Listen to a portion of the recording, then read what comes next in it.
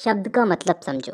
काम चल रहा है, कोई भी काम चल रहा है। जैसे मैं खा रहा हूँ, पी रहा हूँ, नाच रहा हूँ। ये सारे काम किस में हो रहे हैं? प्रेजेंट में, आज में। तो इसे किस में गिना जाएगा? प्रेजेंट कंटिन्यूअस में। ठीक है, ये हो गया एक भाग। अब इसी चीज को हम कल पे अप्लाई करते हैं, आने वाले कल पे। अगर हम आने वाले कल में इसी चीज को बोलें तो कैसे बोलेंगे कि कल मैं नाच रहा था, कल मैं खा रहा था, कल मैं पढ़ रहा था, वगैरह वगैरह। मतलब जो ये चीजें थी सारी, ये कल हो रही थी, कल ये चीजें कंटिन्यू थी, और इसे मैं आज बता रहा हूँ। तो इसे किस में गिना जाएगा? पास्ट कंटिन्यूअस में। अब यार दो टेंसेस में हो चुकी है, प्रेजेंट और पास्ट में, तो फ्यूचर में भी हो सकती है। कल मैं खा रहा होऊंगा, कल मैं नाच रहा होऊंगा। तो मतलब कोई भी काम कल कंटिन्यू रहेगा, तो इसे कहेंगे हम फ्यूचर कंटिन्यूअस। तो कहने का मतलब है कि तीनों कालों में काम चल रहा है, प्रेजेंट कंटिन्यूअस, पास्ट कंटिन्यूअस और फ्यूचर कंटिन्यूअस। और अगर इन तीनों को हम अपने चार्ट के हिसाब से देखें तो यही तीनों आज हमें पढ़ने हैं। तो मैं सबसे पहले प्रेजेंट कंटिन्यूअस वाले वाक्यों को लेता हूँ। अगर मैं आपको इसमें कुछ इंग्लिश में सेंटेंस बनाने के लिए दूं, कुछ जैसे मान लो मैं फुटबॉल खेल रहा हूँ, इसी का एक नेगेटिव दूं कि मैं फुटबॉल नहीं खेल रहा हूँ, और एक प्रश्नवाचक कि क्या मैं फुटबॉल खेल रहा हूँ, तो इन तीनों को इंग्लिश में ट्रांसलेट करना कोई बड़ी बात तो नहीं है। लेकिन फिर भी अगर हमें इनके रूल्स पता होंगे, रूल्स मालूम होंगे, तो इन्हें ट्रांसलेट करना इतना आसान हो जाएगा कि हम कैसे भी सेंटेंस को ट्रांसलेट कर सकते हैं। तो मेरे हिसाब से हमको पहले रूल्स समझ लेने चाहिए। बहुत ही सिंपल से रूल्स हैं, आराम से समझ में आ जाएंगे। सबसे पहला और इम्पोर्टेंट रूल कि भैया कोई भी काम चल रहा है तो ING वर्ब की फर्स्ट फॉर्म के साथ जुड़ेगा, जैसे ईटिंग, ड्रिंकिंग, डांसिंग वगैरह वगैरह। सब कामों के आगे ING आ रहा है ना, तो वर्ब के आगे, वर्ब की फर्स्ट फॉर्म के आगे ING लगाएंगे। दूसरा रूल इज, एम, आर का प्रयोग। ये बहुत ही सिंपल चीज है, बहुत सिंपल चीज। इन तीनों में ये जो एम है ना, इसका लफड़ा तो छोड़ ही दो, क्योंकि ये हमेशा आई के साथ ही जुड़ेगा। उदाहरण के लिए I am a boy, I am a teacher, तो जुड़ रहा है ना आई के साथ एम, आई एम। जहां तक बात है इस इज की, तो ये इज हमेशा सिंगुलर सब्जेक्ट यानी कि एक वचन के साथ जुड़ेगा, जैसे he, she, it. He is, she is, it is.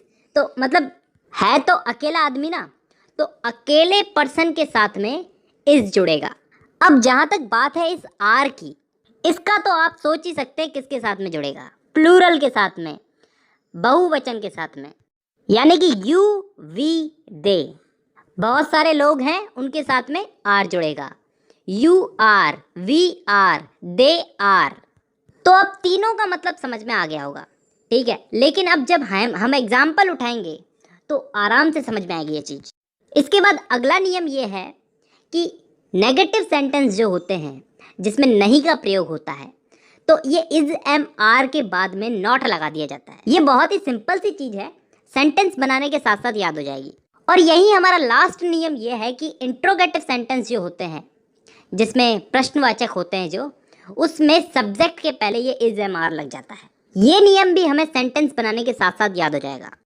तो अब रूल्स हमारे सारे कंप्लीट हो चुके हैं, अब हमें सेंटेंस बनाने चाहिए। अब हम वही 3 सेंटेंस उठाते हैं जो हमने पहले उठाए थे। मैं फुटबॉल खेल रहा हूँ, नेगेटिव में मैं फुटबॉल नहीं खेल रहा हूँ, और इंट्रोगेटिव में क्या मैं फुटबॉल खेल रहा हूँ। इन तीनों को अगर हम इंग्लिश में ट्रांसलेट करें तो पहले वाले को हम इंग्लिश में बदल के देखते हैं। मैं फुटबॉल खेल रहा हूँ का आई एम प्लेइंग फुटबॉल। यहाँ पे हमारे जो भी रूल्स थे हमने फॉलो किए हैं। आई के साथ हमेशा एम लगेगा, और प्ले जो है वर्ब है, इसके साथ ING लगेगा, और फुटबॉल जो है वो ऑब्जेक्ट है, उसमें कोई चेंजेस नहीं होते, ठीक है। अब नेगेटिव में इस सेंटेंस को बदल के देखते हैं। मैं फुटबॉल नहीं खेल रहा हूँ, I am not playing football. यहाँ पे आई के साथ एम लग गया, उसके साथ नॉट लग गया।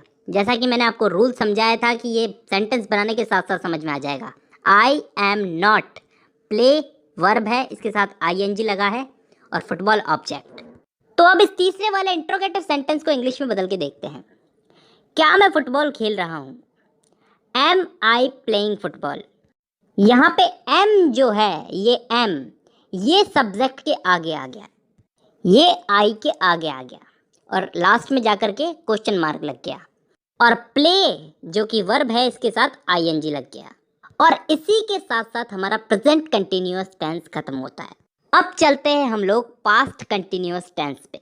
अब दोस्तों, इस पास्ट कंटिन्यूअस टेंस में ऐसी चीज़ों को बताया जाता है जो पास्ट में चल रही थी। मैंने आपको शुरू में एग्जाम्पल दे करके समझाया था कि मैं पढ़ रहा था, मैं खेल रहा था, तो इसके भी 3 वाक्य बन सकते हैं। मैं फुटबॉल खेल रहा था, नेगेटिव में मैं फुटबॉल नहीं खेल रहा था, और इंट्रोगेटिव में क्या मैं फुटबॉल खेल रहा था। तो इन तीनों को भी इंग्लिश में बदलने के लिए हमें कुछ रूल्स, कुछ इंपॉर्टेंट रूल्स याद रखने पड़ेंगे। तो ठीक है, रूल समझते हैं।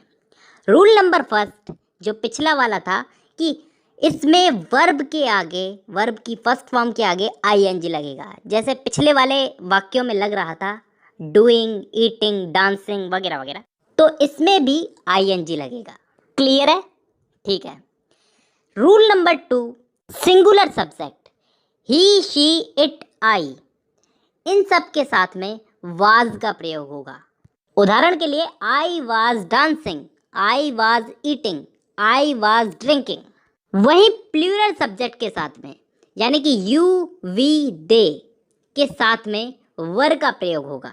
मतलब प्रेजेंट कंटिन्यूअस में हम लोग इज, एम, आर का प्रयोग कर रहे थे और यहाँ पे पास्ट कंटिन्यूअस में हम वाज वर का प्रयोग कर रहे हैं। इसके अलावा वही 2 सिंपल से रूल, नेगेटिव सेंटेंस में वाज और वर के बाद नॉट लगेगा, और दूसरा रूल ये कि इंट्रोगेटिव सेंटेंस में वाज वर सब्जेक्ट के पहले लगेगा। हम लोगों ने जो हिंदी के सेंटेंस उठाए हैं उनको हम इंग्लिश में ट्रांसलेट करके देख ही लेते हैं, हमको समझ में आ जाएगा। सबसे पहला जो सेंटेंस है, मैं फुटबॉल खेल रहा था, तो इसमें मैं जो है वो सिंगुलर है, यानी कि एक वचन है, तो नियम के अनुसार इसके साथ में वाज लगेगा।